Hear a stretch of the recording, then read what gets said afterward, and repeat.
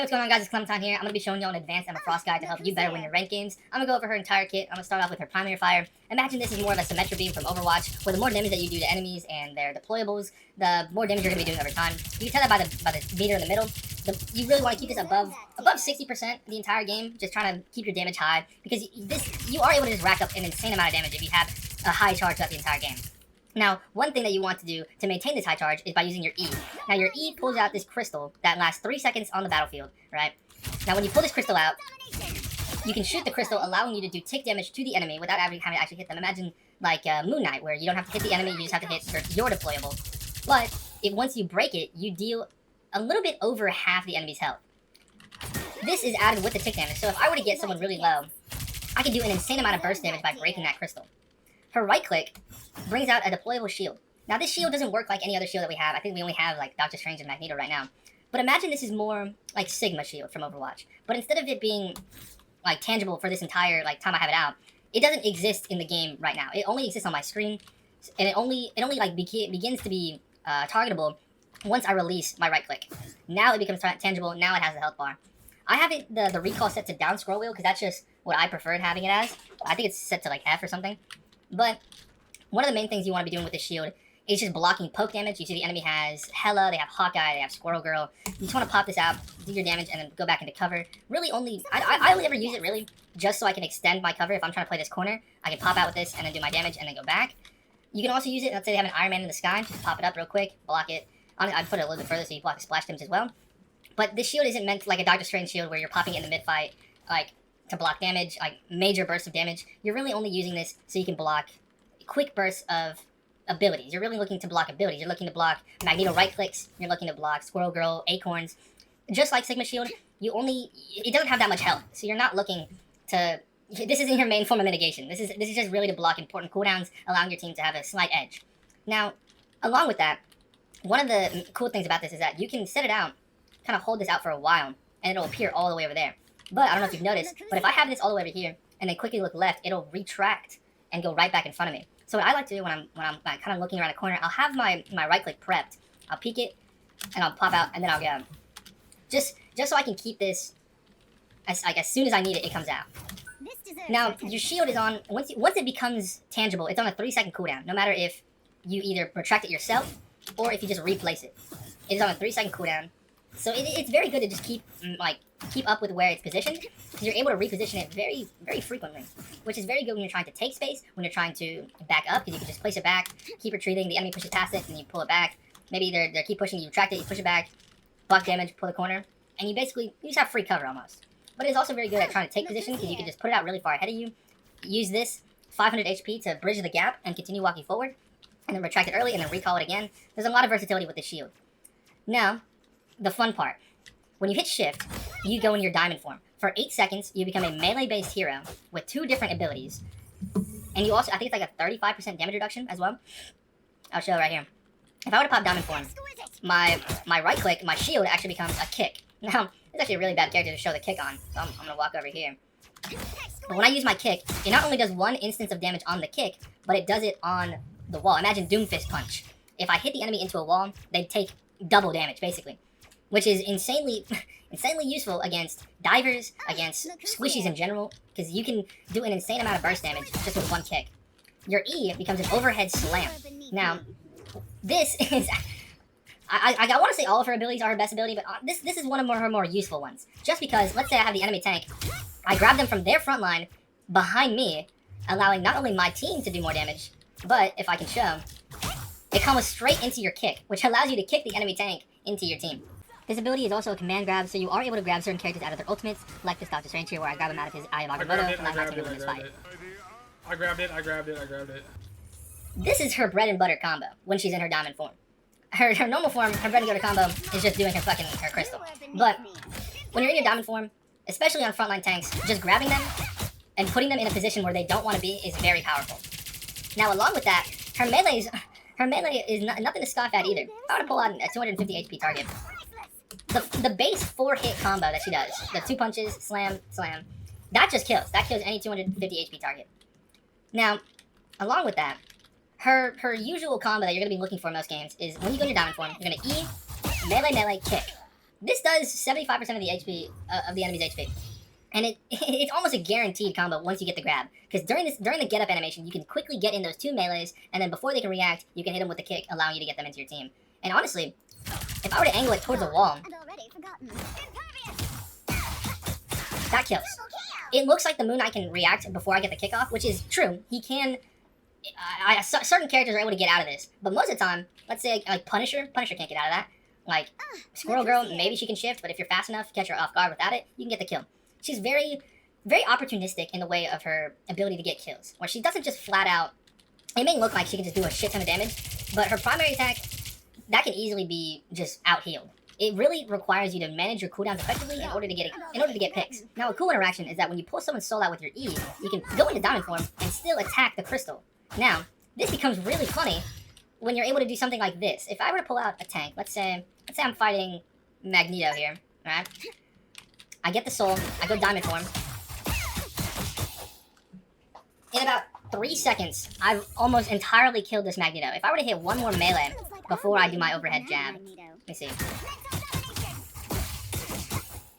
Yeah, this is like you can do so much burst damage if you're able to utilize your cooldowns effectively, which is honestly what I find most fun about this character. Is just utilizing and rotating your cooldowns in order to do insane burst damage so you can just win fights for your team. Along with that, her crystal is even more insane if we combo with her ultimate. I'm going to go over to this section so you can see the range of her ultimate. What this ability allows you to do is I pop it, and within 25 meters, any enemy that I have in my gaze, not only will do, I think that does 300 damage if they're in for the entire duration, but as you can see, if that little meter above their head fills up, they get pulled towards me. Now, that may not seem very useful, but imagine they have, let's say they popped Invisible Woman ult, right in the center. So it extends to maybe right here. If I were to pop this, I can just pull them out of it, almost. Almost. You see what I'm getting at, though? You can pull enemies in directions that are beneficial for you. This is also useful, let's say you have a Moon Knight, you have a Namor, you have really any DPS ultimate. You pop this, and they can all get grouped together, and then we get Panda Conchu, get that big-ass whale or whatever. Along with that, for some reason, that wasn't enough, but they also made it to where if I pop this on the enemy, they cannot use their ultimate ability. So, the best case use for this ultimate is to start a fight, you're looking for the enemy supports, I wouldn't say you're necessarily on a flank, but you're playing in a way to where you can see the enemy supports. And you pop it instantly, you try and isolate those two targets, so they can't counter ult. They can't pop Luna Snow, they can't pop Invisible Woman. They roughly have 1 second of reaction time to pop their ultimates before theirs go offline, and they just have to get pulled towards you. I'd say her ultimate is honestly the weakest part of her kit, just because you have to look at supports only to get value out of it, unless you know the supports are already dead and you're using it to clean up. Just because you're doing tick damage, and tick damage is very easily out-healed, so if you're not looking at supports, your ultimate's not really going to do a whole lot. Especially if you're letting the enemy supports pop their ultimates, then yours is useless. But along with that, if I were to pull, let's say this Magneto Soul, and then pop my ultimate, I do instances of damage to both him and the crystal. So he is almost dead again. If I were to go, actually break it this time, pretty sure I can break it just with my ultimate alone. He dies to that. If Magneto, I think he's at, what, 650 HP as well? If Magneto doesn't get help from this, if I get an entire team wipe, you do an insane amount of damage. The crystal is very important when trying to do insane burst damage, especially to tanks. I love doing it to tanks, just because a lot of tank players, they feel really safe knowing, hey, I have a lot of HP, I can tank a lot of damage, I can sit in the front line for a long time, but Emma Frost doesn't like that. Emma Frost says, hey, you know what, you may be playing the thing, but I'm playing Emma Frost, and I just killed you in 4 fucking seconds. A tank should not be able to kill another tank within 4 seconds. And you may be going, oh, but you're utilizing all your abilities. I am, and I still have 4 fucking seconds of my cooldowns to go. I'm still in my diamond form. I still have my shield and my crystal when I come out, you know? It's super insane, it's super crazy, but you're able to do just so much burst damage with this character, which is why I love playing her. Now, the best part about her crystal is that it's only on a 6-second cooldown, so you should just be spamming this no matter what. It's not like your diamond form where if you use it wrong, you're throwing, because it's on a 15-second cooldown. You should really just be spamming these out and trying to break them so you can do an insane amount of damage quickly, so you can just build up your ultimate and catch enemy supports off guard by popping yours before they can get theirs. Now, one downside is that if you aren't able to break the crystal, it stays on the battlefield for 3 seconds, and it doesn't go back on cooldown until it's destroyed, either by you or just like timing out. So if you aren't able to break your crystal, you're technically you're losing uptime on it, which is very minimal, but it does add up over time. Now, along with that, she also has a team up with two of the better characters in this game for some reason, giving Psylocke and Magneto the ability to have shadow clones. Now, for Psylocke, double the dashes, double the right clicks, insane amount of burst damage potential, right? But Magneto gets 2 bubbles. He can bubble you and himself at the same time. This is really good when trying to just walk forward through a choke. You can all walk in. Magneto gets right clicks really fast. It's insane. This combo is super meta right now because you just do so much fucking damage. And there's not really any counter to this. You just have 2 Psylocks and 2 Magnetos. Imagine winning a team fight because you just have 8 characters on the field and they have 6. It's kind of crazy like that. Now, one tech that I have a clip of it somewhere. If I found it, I'll put it here. But whenever you're playing against the Thing, right? Usually it's a really good matchup for you because he can't block the crystal, he can't put up a shield, he can't block you with anything. So it's and you're able to just throw him over your shoulder, right? But he can use clobber on you. And if you don't have your dominant form, like right now I don't have it, if you were to clobber me, I would almost be a free pick. But if I can find it, I'll put the clip. You're able to look down and put your shield, and this will block the effect. For some reason, if you were to put your shield out like this, you would still get hit by the clobber. But if you put it down like this, it'll block it completely. I've done this before in game, so I know I have the clip somewhere. And if I don't have it, you just have to believe me. But it's real, it's possible, and it's very cool to pull off in game.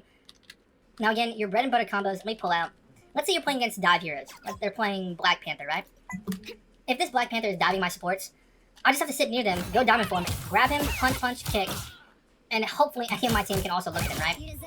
Imagine you're not the only one looking at the enemy, right? Let me go back to no cooldown so I can keep doing this.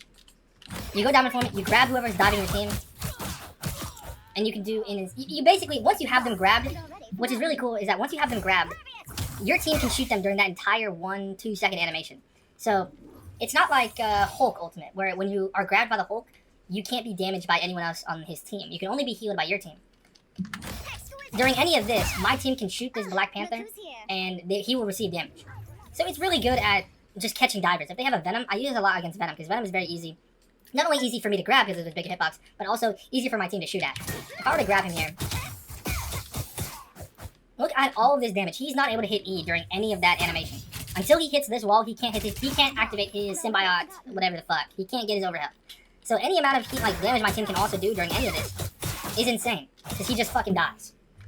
Emma not only is a very good frontline tank who can make an insane amount of space, but she's also an anti-dive demon. This character has so much potential and so much utility to enable that potential that unlocking her full potential is damn near vital to having a really good Emma Frost and having really good Emma Frost games. She's very versatile. If the enemy's not running dive and they're only playing frontline, like they're playing Magneto, they're playing Strange, they're playing Thing, you're able to deal with those characters very well. If they're playing Captain America, if they're playing Hulk, especially if they're playing Hulk, if they're playing Thor, if they're playing Venom, you're very good at anti-dive, you're very good at just grabbing them off your team. If they're playing characters like Black Panther, like Spider-Man, like Magic, you're able to deal with them. I say she really only struggles against the obvious, like Iron Man, Human Torch, Storm. She's very bad against characters that can fly. She's bad against characters like Hela, like Mantis, like Hawkeye, who don't want to be in her effective range. Even, like, you may think her shield is going to counter it. Her shield is only 500 health. If the enemy team is just constantly shooting your shield and not allowing you to have uptime, it's very easy to overwhelm Emma Frost. Characters like Wolverine won't really work against her because in diamond form, she's like Thing, where she can't be grabbed. I'd say Iron Fist is really good against her, just because if you're able to just block the grab, she's kind of a free kill. Characters that just take advantage of her very few weaknesses, like having to break her shield constantly, or being able to negate and go around the fact that she has the unstoppable ability, and trying to play out of grab range and kick range. Characters who the snipers, long range heroes, those characters are going to be good against Emma Frost, especially because of her, I wouldn't say her large head hitbox, but she's a tank. She has a bigger hitbox in general, but her head hitbox isn't the smallest, let's say.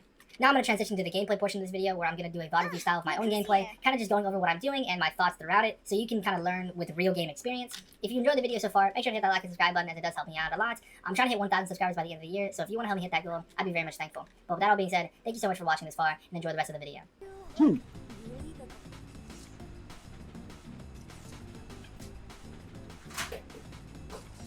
Here I see the enemy Groot is pushed up on point by himself, so I go ahead and just pop all my abilities into him so we can secure that kill as fast as possible, and then we just do some basic cleanup.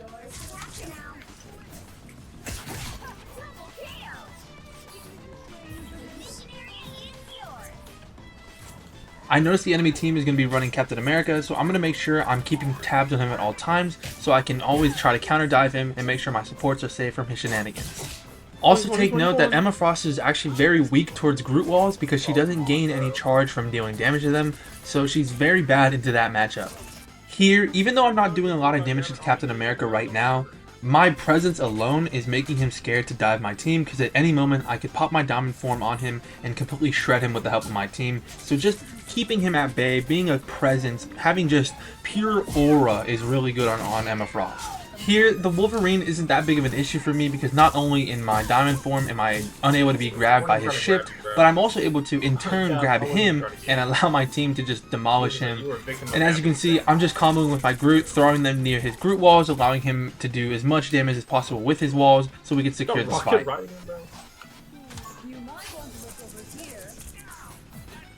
And as you can see here, off one connection I get on this Captain America, we almost kill him instantly. If any of my other teammates were to shoot at this Captain America, he just fries right there and is unable to play the game, which is what makes Emma Frost a really powerful tank. Like, I didn't even die this game. These guys, like, did anyone else have fun? I did not have fun. No, I did not have no fucking fun, bro. This is like, this was the funnest thing I've ever experienced in my life. This was so fucking boring. I'm touching myself. I'm touching myself, bro. Okay.